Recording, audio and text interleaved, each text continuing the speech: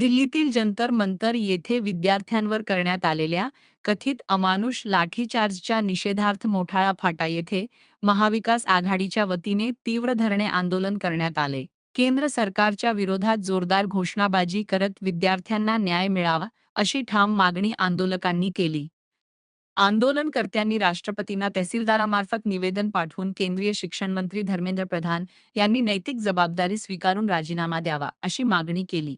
तसेच विद्यार्थ्यांवर झालेल्या लाठीमाराची सखोल चौकशी करून दोषींवर कठोर कारवाई करावी, विद्यार्थ्यांवर दाखल करण्यात आलेले गुन्हे तातडीने मागे घ्यावेत, परीक्षा प्रक्रियेत झालेल्या कथित गैरव्यवहाराची निष्पक्ष चौकशी करून संबंधितांवर योग्य ती कारवाई करण्यात यावी आणि विद्यार्थ्यांना न्याय मिळावा, अशी मागणी निवेदनातून करण्यात आली.